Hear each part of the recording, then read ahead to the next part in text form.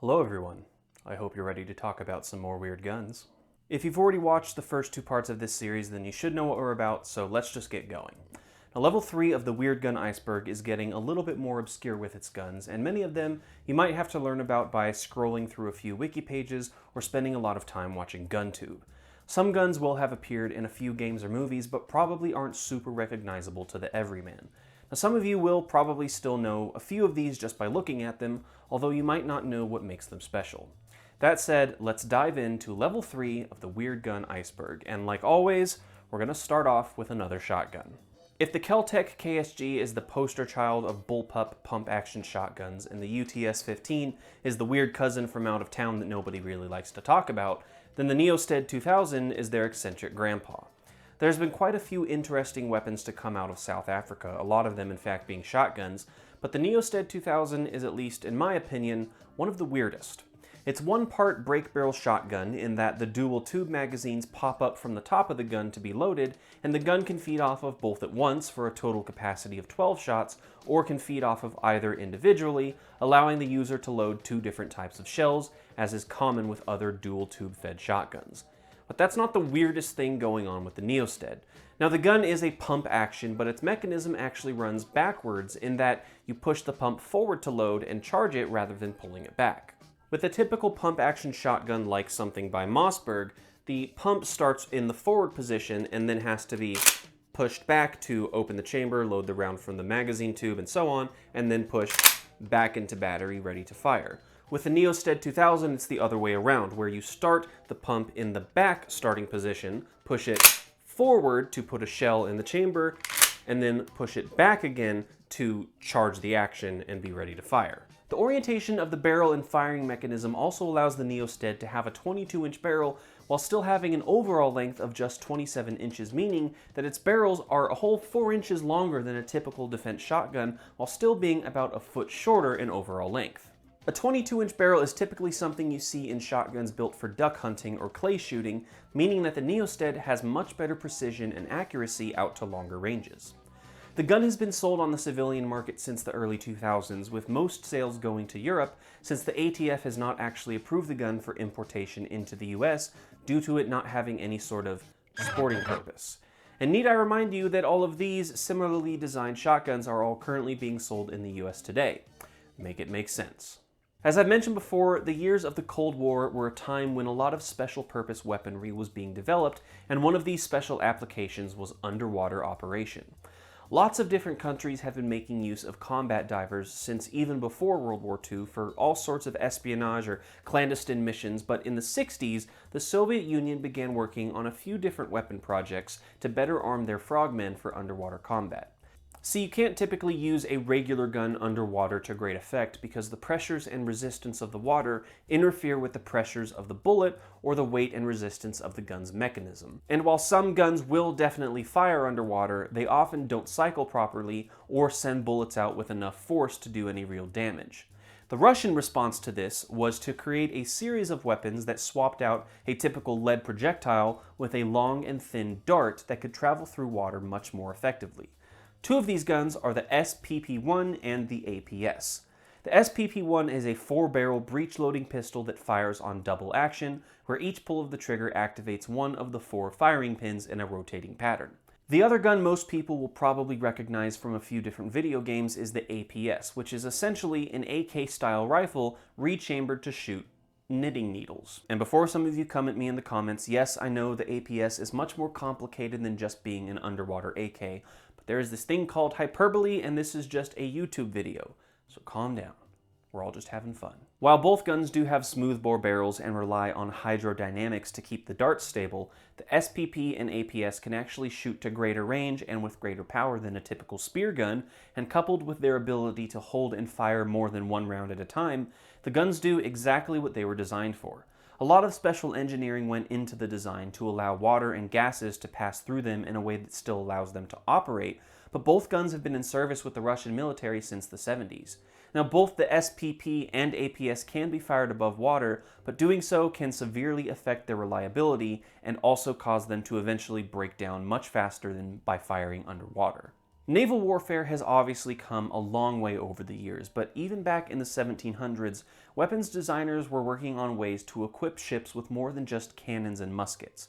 One such idea was the Puckle Gun, which was a prototype light artillery weapon operated by a hand-crank flintlock mechanism and is one of the earliest recorded firearms referred to as a machine gun.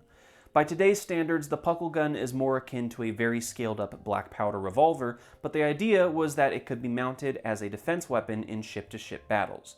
The gun held ammo in a removable cylinder that had either 6 or 10 chambers, and it was built to fire both slugs as well as grape shot rounds made up of about 16 smaller musket balls. The inventor James Puckle actually designed 2 distinct versions of the gun, one being built with a regular round bore barrel, while the other was built with a square barrel and fired square bullets. And this version of the Puckle Gun was specifically designed to shoot Turkish people, since according to Puckle's patent, the greater damage potential of the square bullet would convince the Turks of the benefits of Christian civilization. Xenophobia aside, only around half a dozen Puckle guns may have ever been built, with some records suggesting that only 2 were ever fully constructed, but none ever saw any official combat use. The 2 remaining originals can be found on display at the Boughton and Bewley houses in the UK, but a few other replicas can also be seen at museums in several different parts of the world. But like a lot of other people probably watching this, I first learned about the Puckle Gun from Assassin's Creed Rogue, where you can equip Shay Cormac's ship with 4 Puckle Guns to use in naval combat. While the Puckle Gun didn't really make it as a successful weapon in its time, it's a great example of how even back then, weapons designers were really thinking outside of the box. And it wasn't just for the sake of making a good tool of combat. Sometimes they were just making guns because they were cool and people wanted a neat piece for their collection. 2 great examples of this are Napoleon Bonaparte's box lock pistol and the double barrel wheel lock made for Emperor Charles V. In the case of Charles' wheel lock, it was made in 1540 and is one of the oldest European firearms still in existence. Charles was apparently a very big firearms enthusiast, and he wanted a custom piece to match his taste and status. Obviously, double-barrel guns weren't completely unheard of back then, but it's believed that Charles wanted a gun with 2 barrels and 2 firing mechanisms because he was the ruler of 2 empires, those being Spain and the Holy Roman Empire. Charles commissioned a watchsmith named Peter Peck to build the gun for him, and this is probably why the pistol's firing mechanism is one of the best and most precise of any wheel lock ever made. The gun's elaborate decoration is certainly worthy of a king, being made up of a steel barrel and cherry wood stock with gold and staghorn inlays all throughout. It also bears Charles' personal motto, Plus Ultra, which means further beyond, and it went on to be a quote adopted by various others like Christopher Columbus, the entire nation of Spain, and the UA Superhero High School. Napoleon Bonaparte also had his own custom pistol, which used a modified flintlock mechanism called a box lock. It was made of 3 barrels that could be fired individually with the use of a switch. It was built for Napoleon by a renowned gunmaker named Door's Egg as a gift and presented by Lieutenant Colonel Thomas Thornton in 1802. Both of these guns are incredibly ornate and intricately decorated with engravings and inlays, and while that's to be expected for an emperor's custom-made pistol, it's also a perfect example of how guns aren't always just weapons or tools of war, but they can also be a work of art. But of course, guns can obviously still be used as weapons, and in the years during and after World War II, a lot of cool pieces were showing up all over Europe, like the PM9 out of France. It was designed to be a highly compact weapon and has several very interesting elements to its design that do exactly that. For one, the PM9 has a folding wire stock and a folding magazine well, which isn't completely unheard of for compact submachine guns, but what's definitely not typical is the gun's rotary action that uses an off-axis blowback mechanism and rotating flywheel operated by a clock spring to cycle the bolt back and forth through a curved channel groove. This idea is somewhat similar to other submachine guns like the Chris Vector, which uses diverted recoil to keep the gun compact and portable while still being an effective and stable weapon. And despite that pretty atypical mechanism, it's a pretty well thought out system. 2 versions of the PM9 were made, one chambered for 7.65 French long and feeding on Moss 38 magazines, which is a gun we'll talk about a bit later, and then the second version was made for 9mm and used MP40 magazines. For whatever reason, the PM9 was only produced in limited numbers and never saw service with any military or government agency, making it just one of many forgotten guns from the late 1940s. Now, one gun that's definitely not forgotten is the STG-44, which is considered to be one of, if not the most significant rifle ever made, as it was the first successful assault rifle to see military service and served as the basis for many other guns that came after. While there was definitely heavy use of automatic firearms during World War II, most militaries were still primarily using bolt-action or semi-automatic rifles as the main weapons for most infantry, with most automatic weapons being either pistol-caliber submachine guns or high-caliber light machine guns. Many of the rifles being used at the time were designed to hit targets hundreds or even thousands of meters away, but as the Germans found out, a lot of engagements were taking place in much closer vicinities. The STG-44 solved this by using a more intermediate 8mm cartridge, which offered more controllable automatic fire and allowed the gun to be far more compact than other rifles. German engineers saw a lot of potential in the gun and began making all sorts of modifications and accessories for the gun so it could serve a number of different purposes. One of these was the Krummlauf Device, which was an experimental curved barrel attachment designed to shoot over walls or trenches. It slotted onto the muzzle and fastened down with a clamp, lining the muzzle of the rifle up to the opening of the device, which had a slightly larger bore and its own rifling grooves that didn't actually line up to the main barrel.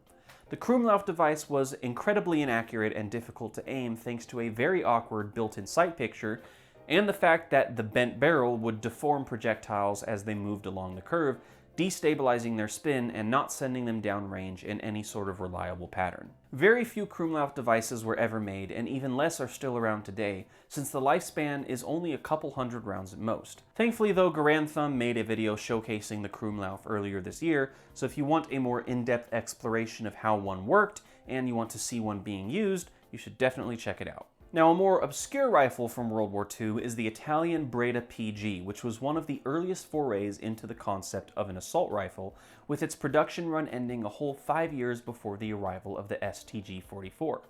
The Breda PG is also one of the first select fire rifles to use burst fire rather than full auto, using a trigger component called an escapement device to deliver a 4-shot burst with each press of the trigger. The PG was trialed by the Italian military, but it was only sold locally in the domestic market as a semi-automatic only variant. Around 400 more would later be sold to the Costa Rican government, however their military was disbanded in 1948 at the end of the Costa Rican Civil War. But the Breda PG may have still had a more lasting impact, as there are claims that at least one of the rifles was used at the Aberdeen Proving Ground trials for reference in developing the burst fire mechanism of the M16. Now, the idea behind a lot of gun designs is obviously versatility, because it can be easier on the user and on the user's wallet if one gun can do a lot of things versus a lot of guns that do one thing. But sometimes that versatility and adaptability can backfire, like with the ZIP-22. Designed to be used as both a standalone gun and a secondary weapon mounted on a Picatinny rail, the ZIP-22 is a very odd semi-auto chambered in .22 LR and feeding off of 10-22 magazines. And looking at the gun, you might wonder how you're supposed to hold it, and I wish I could tell you, because it was clearly designed by aliens who have no idea how a human hand works. Using the ZIP-22 as a handheld pistol is an extremely awkward hold, since the back face of the gun is the closest thing to a grip, because the magazine isn't situated in anywhere where you can practically use it as a grip and still reach the trigger. But the charging handle is probably the worst design choice, since it sticks out above the barrel and you have to put your hand over the front of the gun to charge it, making it easy to accidentally muzzle your own hand, which, remember, is a big no-no. Ergonomics aside, the gun was notoriously unreliable, with feeding issues and ejection failures being the chief complaints. The US Firearms Manufacturing Company were the makers of the ZIP-22, and they had previously made a name for themselves by producing high-quality reproductions of older guns like the single-action Army and the Colt Lightning. When they began working on the ZIP-22, however, they had such confidence that it would be a commercial success that they sold off a large amount of their equipment used to make other guns so they could afford parts and materials for the ZIP-22.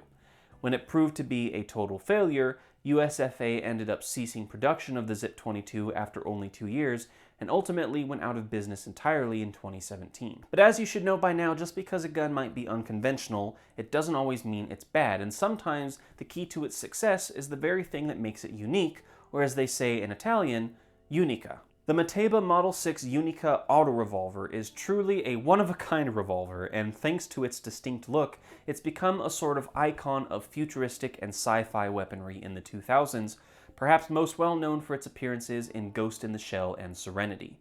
The Unica is an automatic revolver that operates on a mechanism very similar to the Webley-Fosbury that uses recoil to cycle the entire upper frame of the gun. It also fires from the lower cylinder like a Chiappa Rhino, which helps with stability and recoil control. The model name in Italian is Sei Unica, or Six Unica, which also translates into English as "You are unique," which is really nice.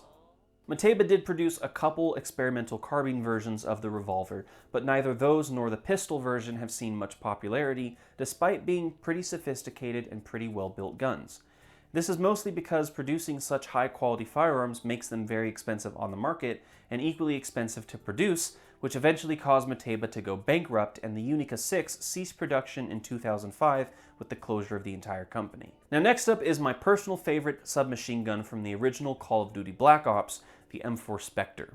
This was a double-action quad-stack submachine gun with a decocker that fires on a retractable striker instead of a hammer. There are a lot of interesting ways all of those features worked to make the Spectre a pretty one-of-a-kind gun, so let me break it down.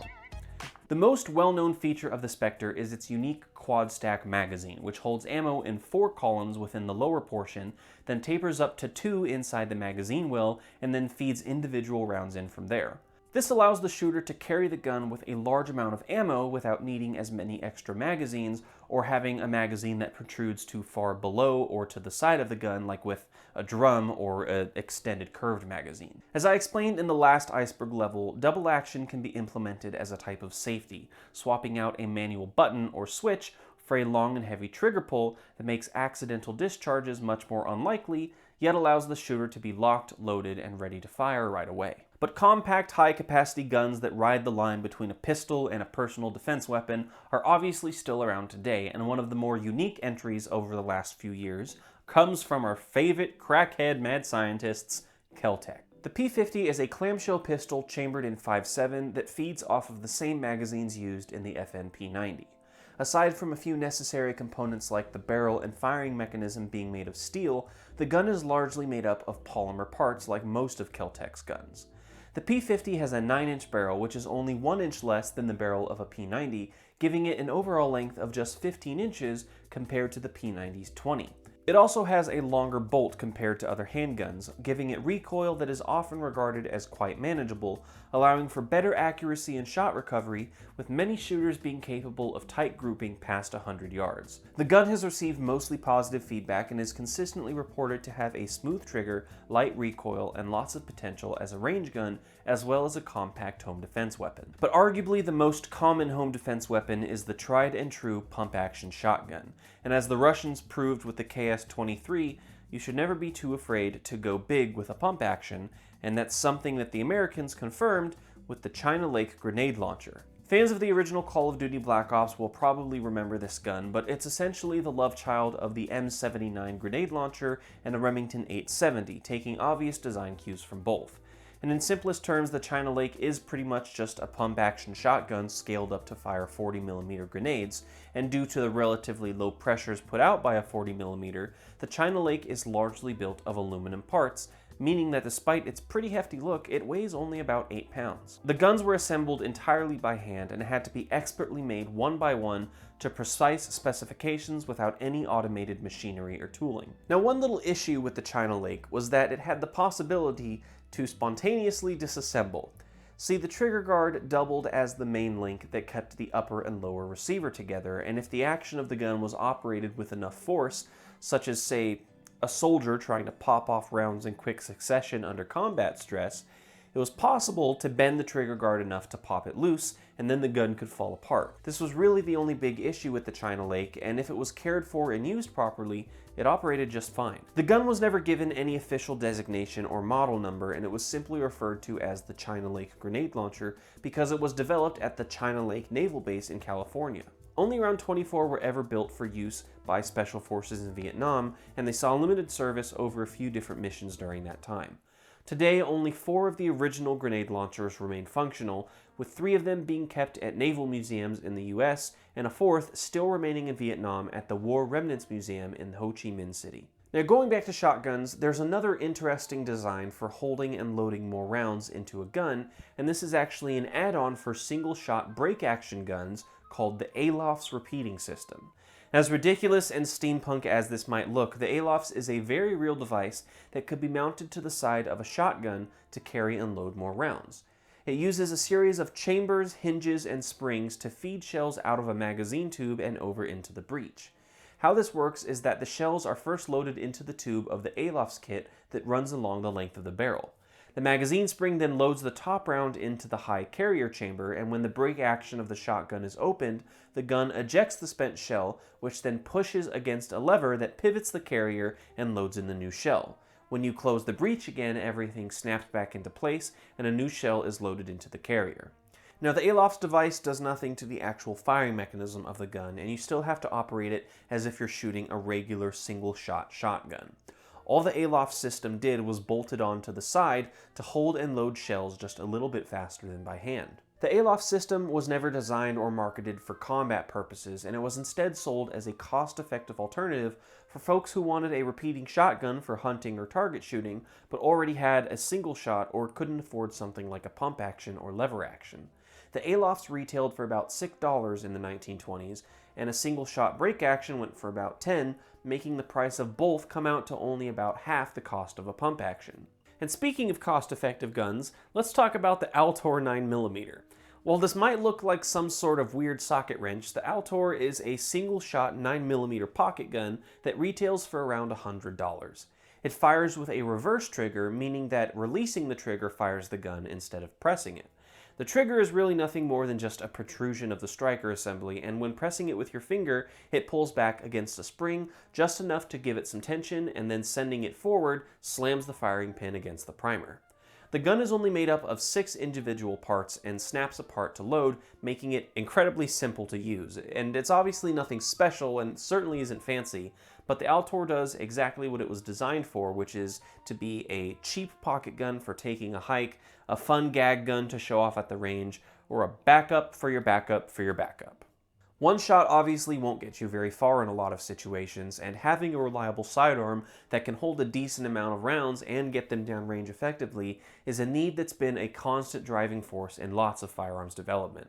One of the most popular and highly regarded handguns of all time is the 1911, but despite what your local FUD might say, 8 rounds may not always be enough. And sure, there are plenty of high-capacity handguns out there, even several double-stack 1911s, but why not just use 2 1911s at once? The Arsenal Firearms 2011 is a double-barrel 1911 variant that is made up of 2 completely independent barrels, firing mechanisms, and magazine wells, and in simplest terms, it's essentially just 2 1911s welded together in the middle, with the 2 slides combined into one and the sights mounted between the 2 barrels. The individual magazines are mounted to a singular base plate, and the 2 hammers are connected to operate in unison, although it does have 2 individual triggers. According to the official description by Arsenal Firearms, the AF 2011A1 double-barrel pistol comes as the very first industrial double-barrel semi-automatic pistol of all time. The original idea came about 10 years back from Swiss armorer Vivian Müller, who at the time experienced cutting and welding together multiple parts of the famous SIG P210. The result was a long slide, double-barrel 9mm highly decorated collector piece, which indeed shot very well. Our idea took the challenge further, to commemorate the legendary Colt 1911A1 in the centenary by making a true industrial, market-ready double-barrel .45 caliber pistol. We achieved success in the brief span of 6 months after intense and round-the-clock 3D designing, stereolithographic modeling, and parts machining. 3 variants of the AF 2011 are available, those being the base model, the dueler, and the prismatic. Now, the gun made several appearances in a few different games and movies in the 2010s, but its retail price of between $5,000 to $7,000 has kept it from being sold or seen on a larger scale. Obviously, the primary reason for the gun's creation was as a cool commemorative piece to celebrate the 100th anniversary of the 1911's creation. And in those 100 years, the 1911 obviously made quite a name for itself. But obviously, it wasn't the first semi-automatic handgun, and as I've talked about before, the early 1900s were rife with all sorts of weird designs. One lesser-known and short-lived example was the Mannlicher 1905. This early automatic repeater pistol used a single-action blowback system and fed off of an internal magazine that was loaded with stripper clips. It saw limited use by the Austro-Hungarian military as well as soldiers in Argentina and Paraguay, and was noted for having a smooth trigger and comfortable hand feel due to the angle and curve of the grip. In the 5 years that the gun was in production, around 15,000 were produced across several different variants, but the gun had to contend with the Luger P-08, which did everything the Mannlicher 1905 did, but just a little bit better, and it went on to be one of the most significant pistols in history, seeing use through both world wars and beyond. But the Luger obviously had plenty of its own contenders as the years went on, one of those being courtesy of the Russians, the TT-33. Now, the TT-33 might not seem all too weird at first, but I was only allowed to buy this gun on the pretense that I found a way to include it in this video, and also make sure to mention how awesome my wife is, so thanks, babe. To a lot of people, the TT-33 Tokarev is chalked up as the Russian equivalent to the 1911, and in a lot of ways, it pretty much is. If the 1911 was Russian, shot armor-piercing rounds, and had no sort of safety. Apologies, comrade, but you've just cheekied your last bricky. Now, the TT-33 was originally designed and produced in the Soviet Union from the 30s to the 50s, but as the years went on, several other countries began producing clones of the gun as well. Now, this particular one was actually made in Romania, but it's nearly identical to the Russian version and is made in almost the exact same way. But rather than listening to me sputter off a bunch of facts I learned online, let's refer to someone who has a little bit more first-hand experience with these pistols, my father-in-law, who was actually conscripted in the Romanian military before fleeing communism to come to God's country. Hey everyone, Editing Brandybuck here. So the clip you're about to see is actually from an earlier recording of the same video. I had some lighting issues and ended up having to do the entire thing all over again, but since I couldn't immediately have the same exact phone call conversation with my father-in-law, you'll just be watching what was recorded that first time. So that's why it'll look a little off, but enjoy. Hello. Hey, how's it going? Long time I didn't hear about you, man. Nothing, man. You don't, man. Are you doing okay? Me? Yeah. I don't know if I'm doing okay. Okay. Well, are you busy? No. I am. The telephone is down. I can't speak. I can't talk with you. Okay. Well, I had a question. Okay, so remember how I was telling you I got that Tokarev pistol a while back? The Romanian one? Yeah. Okay. Can you tell me a little bit about it again? You want to see one? Well, I mean, I have one, but Oh, you have one? yeah. I wanted to hear someone with some first-hand experience about it. It's very, very dangerous pistol. The bullet is a kind of special, you know. It's not like a regular pistol bullet? No. Okay. It's very strong bullet. Very strong. It's like a rifle bullet. You have license? Oh, of course. No, watch out. You should have license. Well, will it look bad on me if I have one?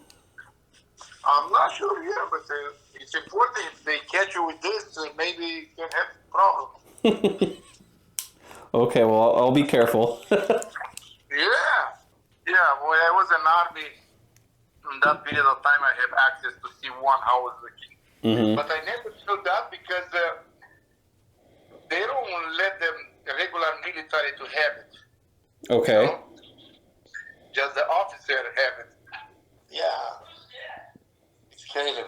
Oh, hi, Caleb. Hey, how are you? Good, how are you? I'm doing good. Let me go find my wife. Hold on.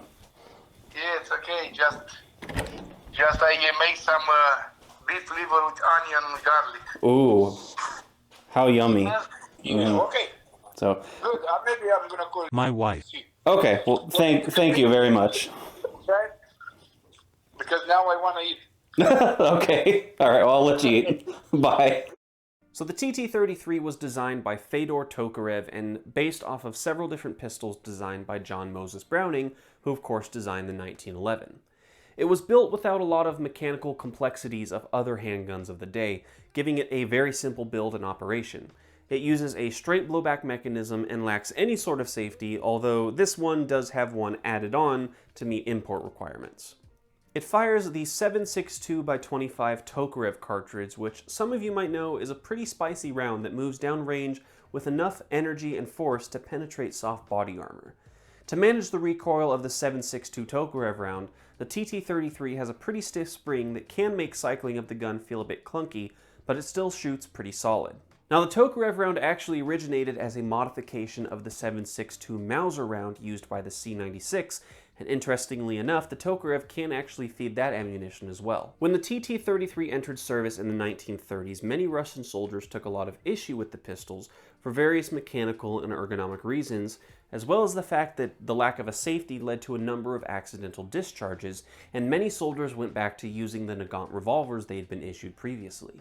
But the German invasion of the 40s halted any efforts to improve or replace the Tokarev, and the Russians were forced to make do with what they already had. However, several different guns were still proposed as potential replacements for the Tokarev, one of them being the Voevodin. This pistol was developed from 1939 to 1945 and saw numerous improvements and modifications over that time, but it was never put into any official service or saw any serious production. But had the war not ramped up as it did in the 40s, it's quite possible that the Voevodin could have replaced the TT-33. The gun was a top contender in military trials and was noted for its reliability, accuracy, and enlarged magazine capacity thanks to a double-stat magazine. It was also a big contender to the TT-33 because it had a fixed barrel that wasn't encased in a slide. One of the biggest complaints about the Tokarev came from tank crews who couldn't effectively fire the guns out of the viewports on armored vehicles since the barrel and slide didn't fit out the openings and could get caught or jammed when pressed against the openings. This is why many soldiers went back to using Nagant revolvers, but the Voevodin overcame this issue as well due to its long and thin barrel that was fixed to the frame with a separate blowback firing mechanism that moved all on its own in a manner pretty similar to the C-96, which of course was also quite popular in Russia. Only around 1,500 Voevodin pistols were ever made, but the designer was so persistent to get the gun accepted that he personally gifted Stalin with one in hopes to convince him to approve it. But as I said, the war halted any hopes of mass production, and it was more practical and cost-effective to just keep producing the TT-33s instead. The issue of finding an acceptable sidearm has been a consistent issue with lots of different countries, both during the World Wars and beyond, and Italy was no different. When they started to phase out the Bodeo Model 1889 revolver in the early 1900s, they adopted a new service pistol called the Glisenti 1910. While it didn't completely replace the Bodeo, it still saw heavy use in World War I and some limited use in World War II. But even though it saw a lot of service, I would not exactly say it was a good gun. For one, the construction was both structurally weak but also weirdly complicated. The action was made up of a moving barrel and a reciprocating bolt that fired in a two-stage cycle, and a small cover plate held on by a single screw was the only way to access the internal mechanism, but it was also this part of the gun's odd construction that made it severely weakened in the frame, so much so that a typical 9mm cartridge was considered too powerful, and a special proprietary round had to be developed to keep the gun from falling apart when firing.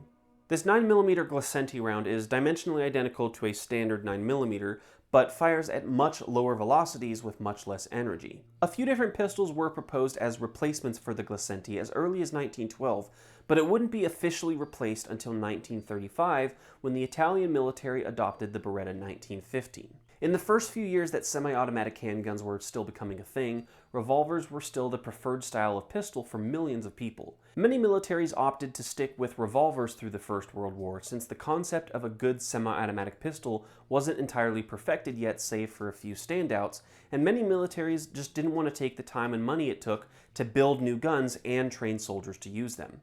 One such wheel gun that stuck around was the Austrian Gasser series of revolvers. The original open-top model was developed by Leopold Gasser in the 1860s and submitted for consideration by the Austro-Hungarian military, with earliest trials being in 1869, which was actually before the final version of the gun had even been made. In many ways, the Gasser is a pretty typical revolver, but a few features still stand out. For one, the ejector rod is not spring-loaded like many modern or American-style revolvers, and it instead moves freely unless a small screw is tightened down to keep it in place.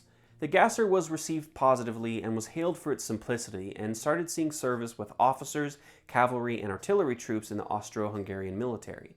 The first version of the Gasser was also chambered for the same cartridge as the rifles they used at the time, offering troops a powerful sidearm to support their single-shot rifles. But the guns ended up being a bit paradoxical in that while they are quite hefty, they are also rather delicate, leading to the development of a lower power version of the rifle cartridge for use explicitly in the revolvers. The only difference between this new pistol round and those used in the rifles was just a lighter load of powder, leading to various accidental mix-ups where the rounds were unknowingly swapped and caused the revolvers to break under higher pressures. An updated 1873 model was developed to fix those issues with a stronger steel frame with a closed top and a stronger barrel mounting screw, as well as a swing-out ejector rather than a fixed one. A second 1870 variant called the 74 Gasser was adapted as the official sidearm for the military of Montenegro, earning it the nickname of the Montenegrin. In 1910, King Nicholas I declared that all men in Montenegro had both the right and the duty to keep a Gasser revolver in their possession, and mandated under penalty of law that they have one.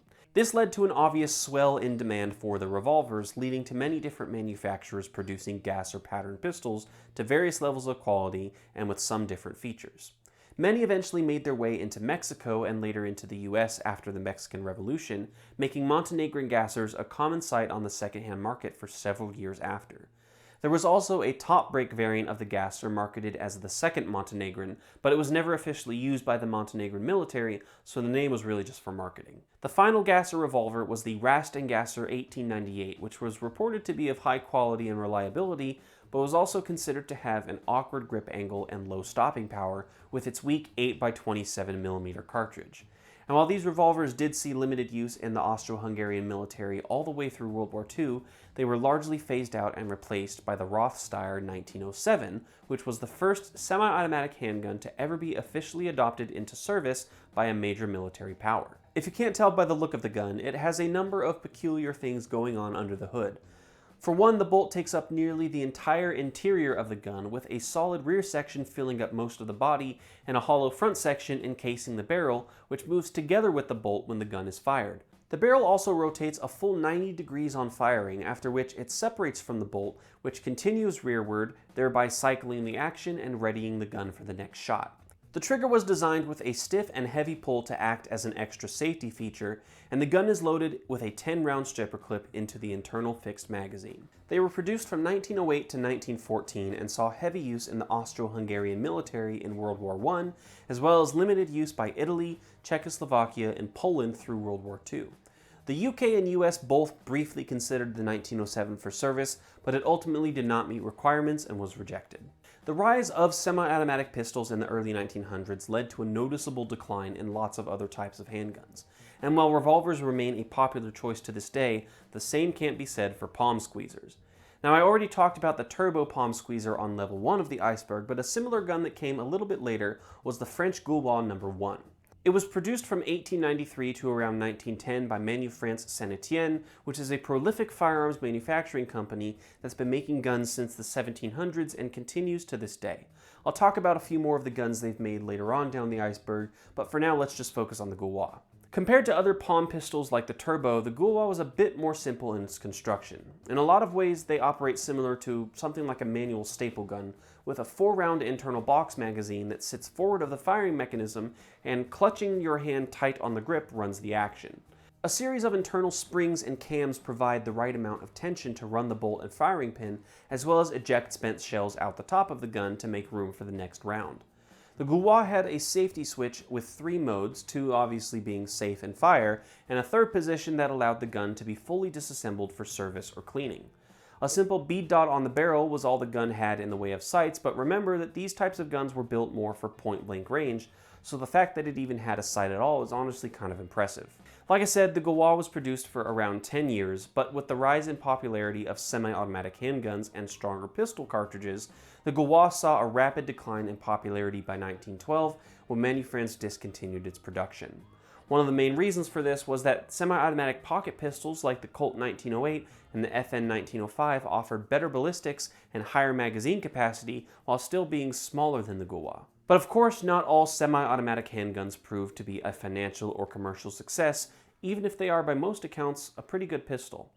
If you remember from part 2 of the Iceberg, Robert Hilberg was a gun manufacturer known for coming up with some pretty bizarre yet pretty competent gun designs. The Winchester Liberator and Colt Defender he made are great examples of his more unsophisticated ideas that look straight out of a diesel punk alternate timeline, But his Whitney Wolverine, on the other hand, looks like a gun straight out of atomic age retrofuturism, and in a lot of ways it pretty much is. The gun was marketed as a new age pistol that was just as modern as tomorrow. The guns were largely made of aluminum and were provided with both dark blue frames as well as shiny nickel plating, and were offered with both white or brown grips. The Whitney Wolverine allegedly got its name from the football team of the University of Michigan, which was Hilberg's favorite college team, and was made in a factory near the site where Eli Whitney produced many of his own inventions. On the surface, the Wolverine operates as a pretty typical blowback rimfire pistol, but it actually has a pretty unique internal makeup. Nearly the entire firing mechanism, including the bolt and barrel, is contained in one block that can be removed all at once. A nut is threaded onto the front of the barrel, which fixes it to the frame and allows the bolt to slide back and forth to run the action.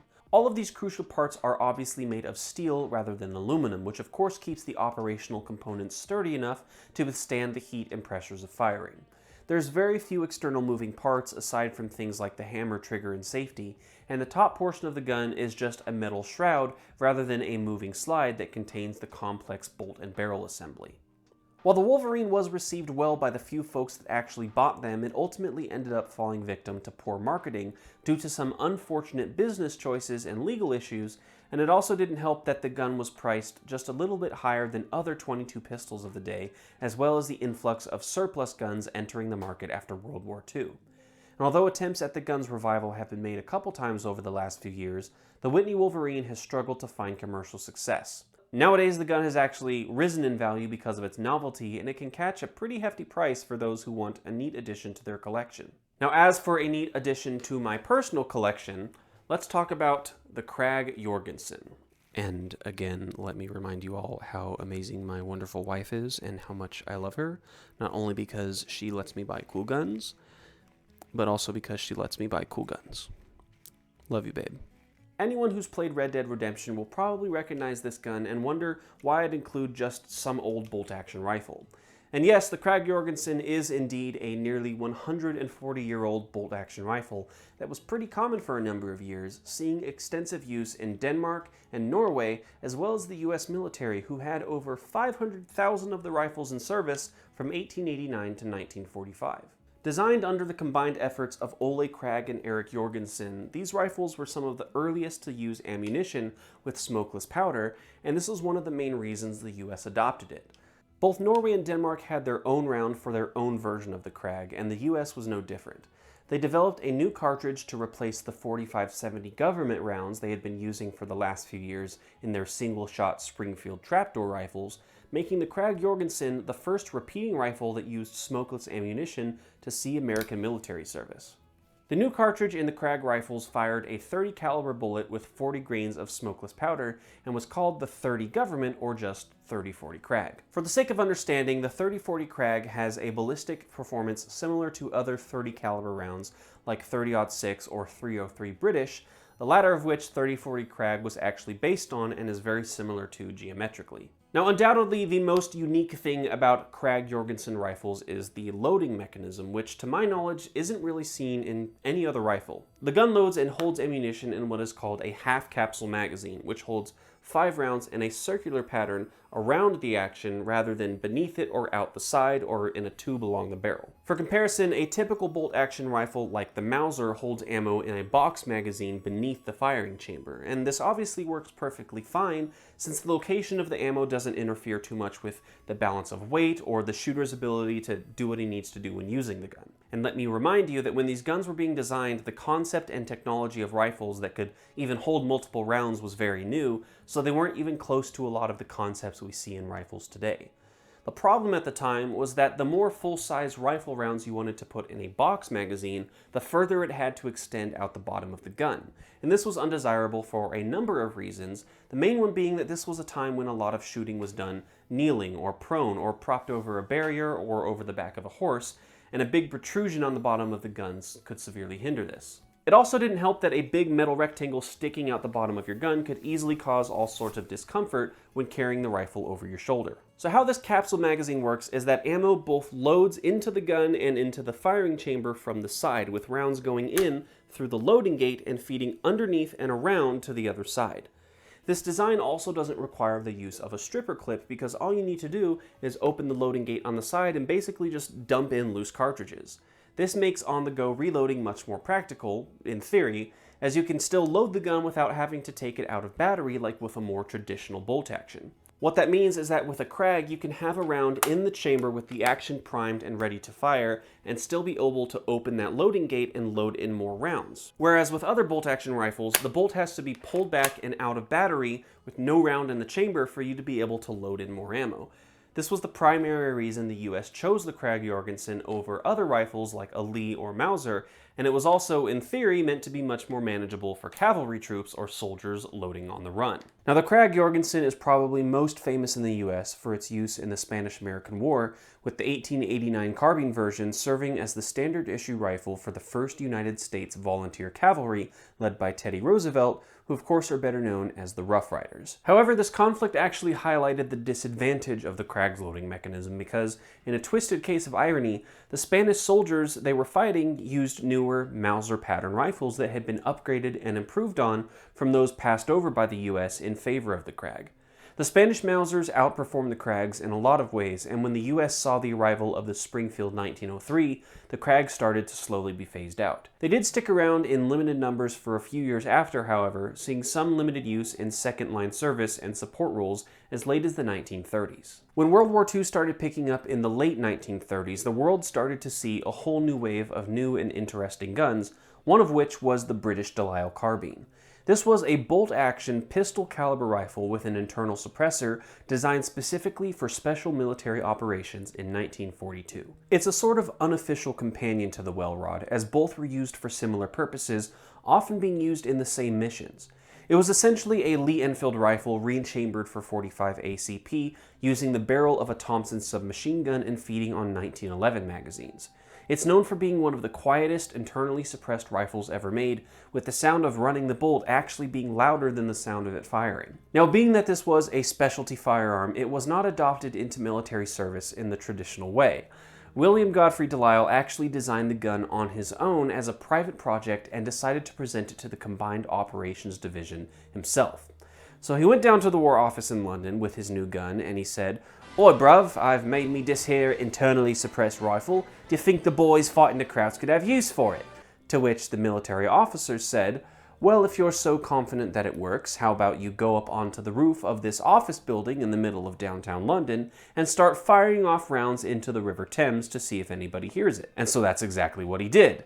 William went onto the roof of the Adelphi building, which is in the Strand Borough in the middle of London, and just began blasting off rounds into the river, and when no one called the police after a while to report sounds of gunfire in the middle of downtown London, the military officers all said, "Well, I guess it works." Delisle made two new versions of the gun in both 9mm and .45, but the .45 proved more acceptable, producing no visible muzzle flash and being inaudible past 50 yards, with a decibel rating comparable to the Welrod pistol. The gun quickly entered service, with 17 being issued to British commandos and a modified version with a folding stock being made for airborne troops as well. The Delisle carbine moved around all throughout World War II, seeing use by the British commandos and SOE agents in both the European and Pacific theaters.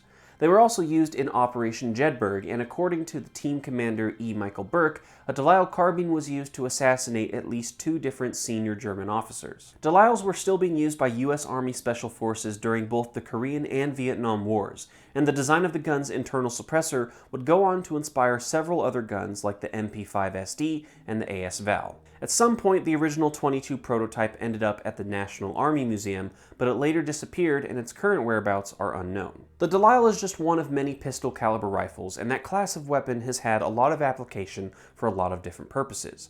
In the last few decades, this idea of a pistol caliber rifle has been combined with concepts of compact submachine guns, as well as traditional handguns and rifles, leading to a sort of intermediate class of firearm known as the personal defense weapon, or PDW. This idea became most popular in the 80s and 90s from a NATO project to develop a compact automatic weapon that could defeat enemy body armor and be used in close quarters engagements.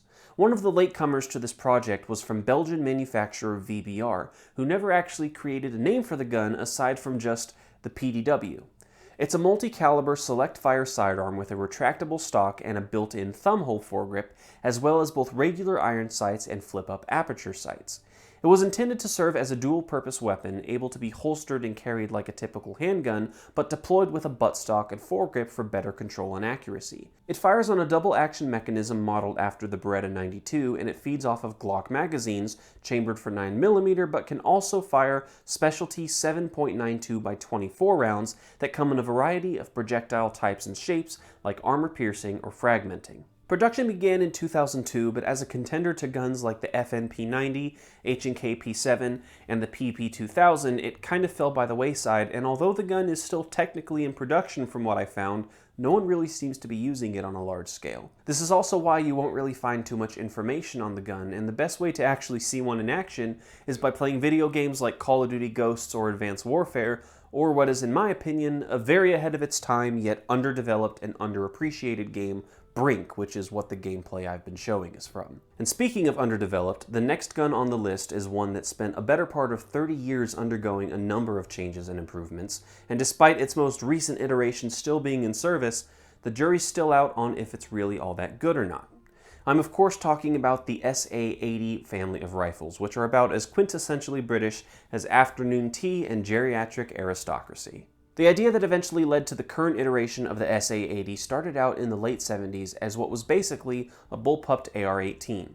The US had recently made the M16 their new standard rifle, and so the UK decided it was now time for them to replace the aging L1A1 rifles they used at the time. There were several different prototype rifles developed over the years leading up to the final SA-80 that experimented with different features and proprietary cartridges, and I'll mention some of them later on, but the first rifle to be officially designated as the SA-80 and put into military service was the L85A1 in 1985. And this gun was terrible. Most of the issues can be dumbed down to poor quality control by a production team that had little to no prior experience with even handling guns, let alone building them, but the L85 was extremely unreliable and cumbersome to use. Some of the biggest faults were due to an extremely awkward and chunky build compared to other bullpups and more conventional assault rifles. For example, the heat shield over the barrel did very little to actually shield heat, since like the M16A1, the plastic forend had several large gaps and holes in many of the same places where your hand goes. Ah, dude! It's getting hot. Don't touch that, right where your thumb could go. Don't touch that. Don't touch the heat shield under there either! It also had a lot of weirdly placed controls that made it to where the gun could really only be handled right-handed, so if you were a lefty, too bad. A lot of the gun's furniture was made of a weak plastic that was prone to cracking as well, but I suppose that one unexpected and unforeseen advantage to the L85 was that field stripping and disassembly was incredibly simple and quick, since you could basically just shake the gun around enough until it fell apart. During Operation Desert Storm, the L85 was instrumental in saving thousands of Iraqi lives, since the guns proved especially problematic in the harsh conditions of the hot, sandy desert that rendered many of the guns nearly unusable. To make things worse, the British military tried to deny reports that the gun was basically a failure, even though there were plenty of first-hand accounts from multiple soldiers. Eventually they relented, and the L85 underwent an extensive rework with the help of H&K in the early 2000s, replacing nearly the entire internal mechanism and improving many of the gun's shortcomings.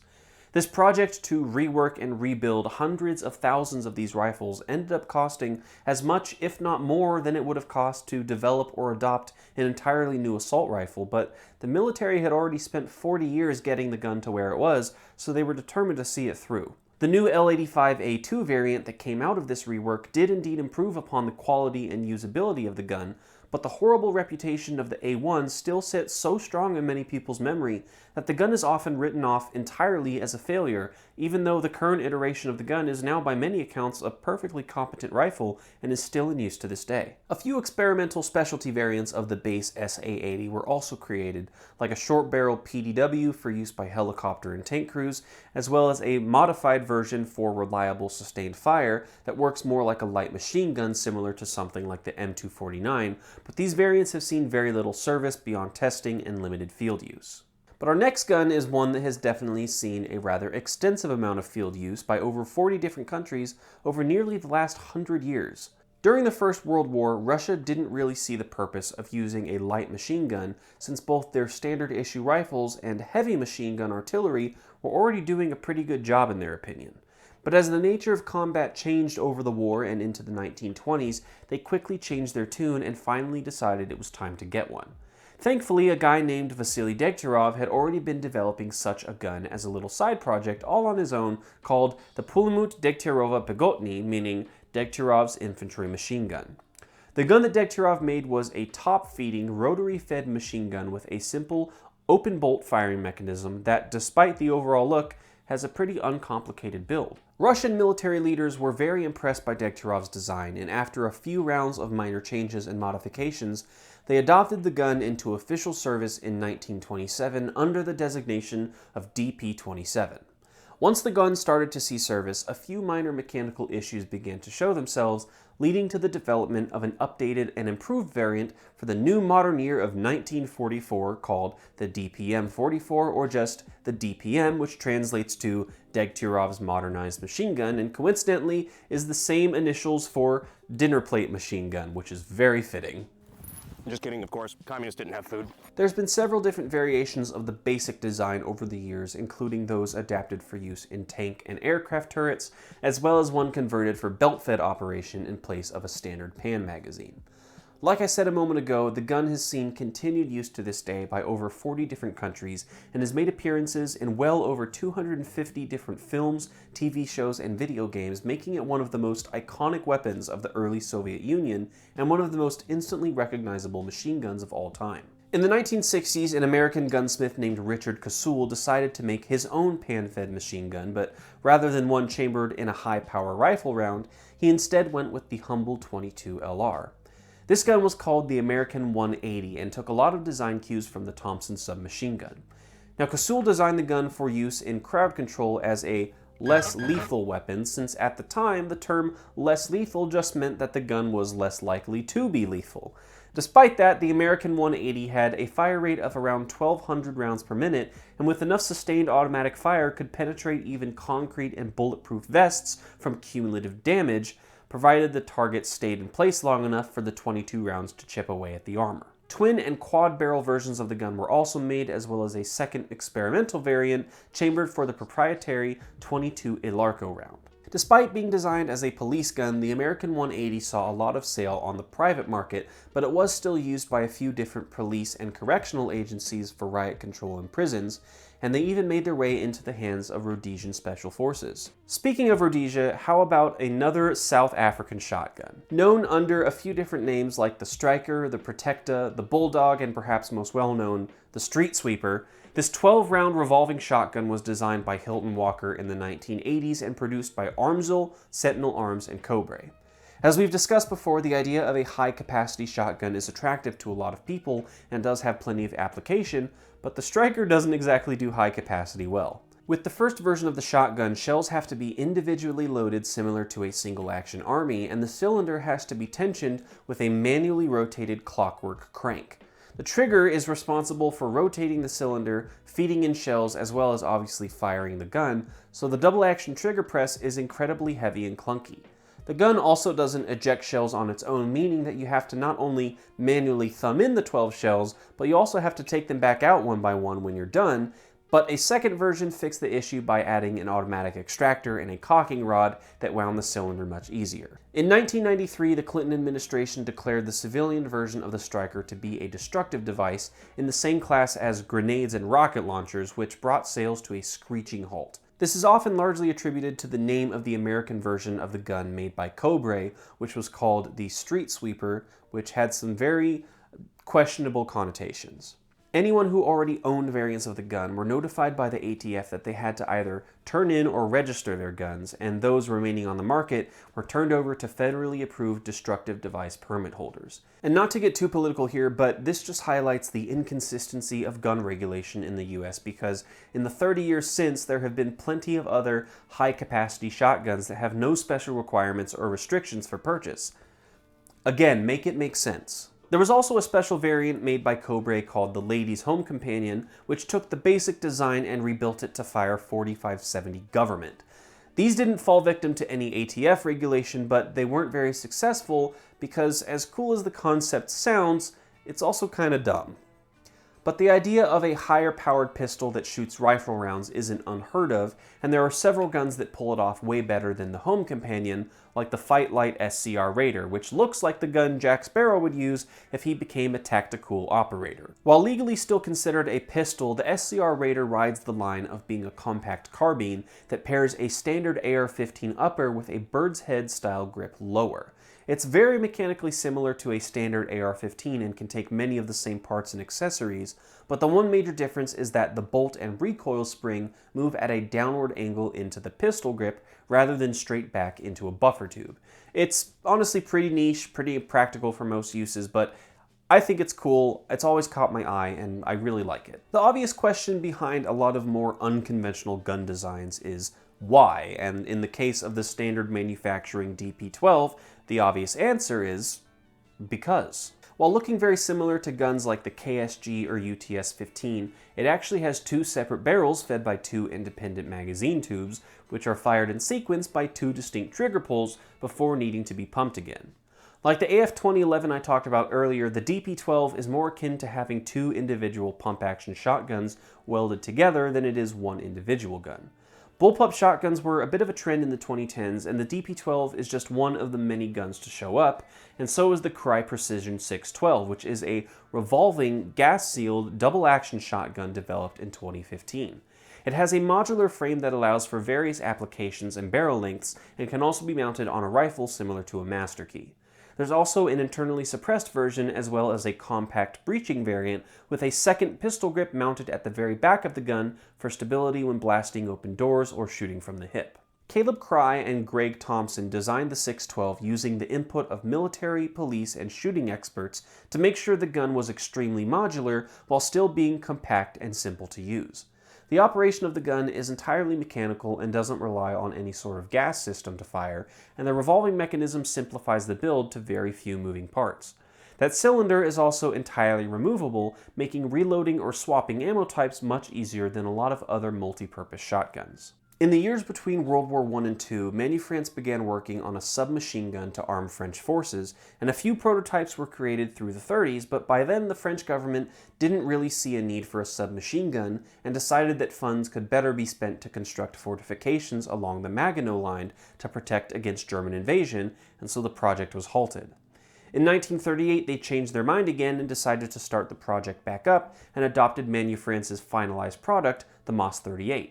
Unfortunately, they didn't produce enough of the guns in time, and they had only barely entered circulation when Germany did eventually invade in 1940. But the few MAS-38s that did make their way into the hands of French soldiers prior to the German invasion were used extensively by resistance groups and security forces throughout the war. The Germans obviously took over all weapon manufacturing in France and decided that the MAS-38 was a good enough weapon to arm occupying forces, so production continued under German control. The gun was renamed the MP-722F and issued to second wave troops so that the standard issue German weapons could be sent back to the front line. After the war, the gun regained its original designation of MAS-38 and production continued until 1949 when the French replaced it with the MAT-49. The MAS-38 continued to see use for many years after in the hands of police and security forces in French territories of Africa and Asia, and at least one MAS-38 also made its way to Italy, where it was allegedly the weapon used to execute Italian fascist dictator Benito Mussolini. Now that entire history lesson aside, let's talk about how it works. The most obvious feature of the MAS-38 is that the barrel body and buttstock aren't in line with each other, and that's actually entirely by design. The receiver is indeed misaligned with the axis of the barrel to make the gun more compact and to keep the buttstock from sitting too high on the gun, making a good sight picture easier to hold without the need of large or elaborate sights. All the MAS-38 has in the way of sights is a simple front post and two flip-up peep sights set at 100 and 200 yards. The bolt is also set at a slight angle from the barrel and recoils downward into the buttstock, and because of this, the face of the bolt is actually slightly angled so it can sit flush against the end of the barrel.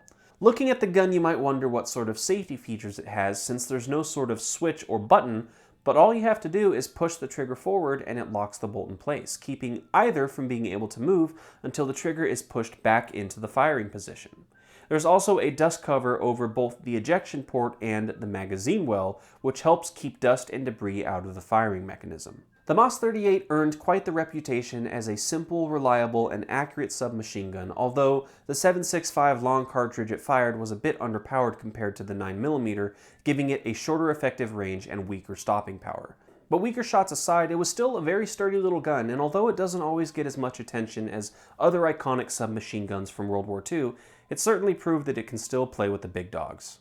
Now the last gun I chose for level 3 of the Weird Gun Iceberg is another Soviet spy gun from the Cold War, the PSS. While it might look like just a snub-nosed semi-auto, the PSS is actually a specialty handgun built to fire the same 7.62 SP-4 rounds used by the OTS-38.